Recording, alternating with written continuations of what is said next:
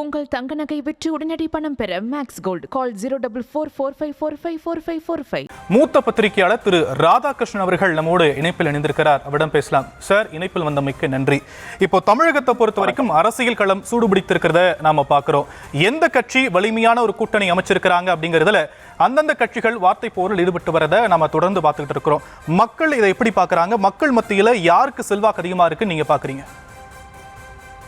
என்னை பொறுத்தவரையில் இப்பதான் அது ஆரம்பிச்சிருக்குது. இந்த கூட்டணிக்கான அந்த ஒரு ரேஸ் என்பது இப்பதான் ஆரம்பிச்சிருக்கிறதாக பார்க்கிறோம். சில ரெண்டு கட்சிகள் தான் இப்ப கூட்டணி இல்லாமல் இருந்து கொண்டிருக்கிறது. இல்லை என்றால் எங்க போக வேண்டும் என்ற அந்த முடிவெடுக்காமல் இருந்து கொண்டிருக்கிறது. ஒண்ணு பாமக, இன்னொன்னு தேமுதிக. இதை தாண்டி இருக்கின்ற பாக்கி இருந்த அனைத்து கட்சிகளும் ஏறத்தாழ ஒரு செட்டில் அலையன்ஸ் தான் இருக்காங்க இப்போதைக்கு.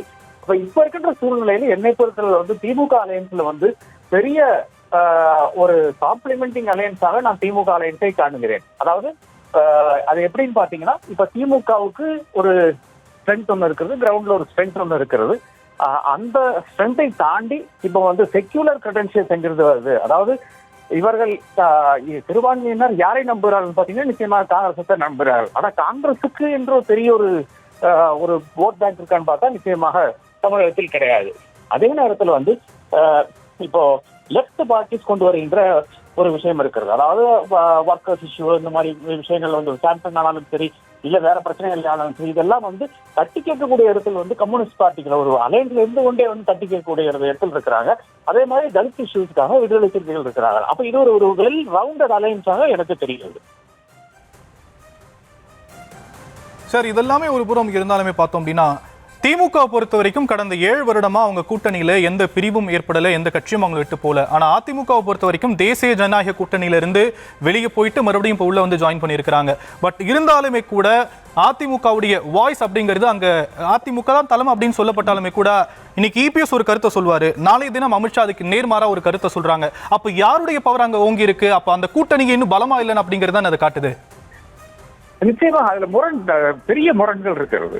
இது அது ஒருங்கிணைப்பினுடைய பிரச்சனையாக தான் பார்க்கிறேன். இப்ப தமிழகத்தில் இருக்கின்ற பாஜக, தமிழகத்தில் தலைமையில் இருக்கின்ற ஒரு நாயனார் நாகேந்திரனும், அதே மாதிரி எடப்பாடி பழனிசாமி ஏதாச்சும் பிரச்சனை இருக்கா, வாக்குவாதங்கள் இருக்கான்னு பாத்தீங்கன்னா ஒண்ணுமே கிடையாது. அதே நேரத்துல ஒரு அண்ணாமலை இருந்த சமயத்துல நான் பார்த்து கொண்டுதான் இருந்தோம். அண்ணாமலை சொல்லுவாரு, நாங்க தனிச்சு போறோம் பாரு. அதே மாதிரி தலைவர்களை பத்தி இழிவாக பேசி இருக்கிறார், மறைந்த தலைவர்களை பத்தி. இதெல்லாம் அதிமுக பெரும் சங்கடங்களை கொடுக்குது. ஆனா இன்னைக்கு யார் சங்கடம் கொடுக்குறாங்க பாத்தீங்கன்னா, மத்திய பாஜக தான் அதிமுக சங்கடம் கொடுக்கிறது. இவர்கள் ஒரு கூட்டணியில் இருக்கிறார்களா, இல்ல ஒரு கட்சி இன்னொரு கட்சி காலி பண்ண வேண்டும் என்று வேலை செய்து கொண்டிருக்கிறதா என்ற அந்த ஒரு ஒரு தோற்றம் நிச்சயமாக இருக்கிறது. ஒண்ணு. இரண்டாவதாக, இது ஏதோ அதிமுக கூட்டணியில் இருந்து கொண்டே அந்த கூட்டணிக்கு எதிராக நடத்துகின்ற ஒரு விஷயமாக இருக்கிறது. இது எப்படி இந்த முரண் எப்படி நம்ம களைய முடியும் என்ற அந்த விஷயம் நிச்சயமாக நாம் யோசிச்சுதான் பார்க்க வேண்டும் என்று நான் கருதுகிறேன்.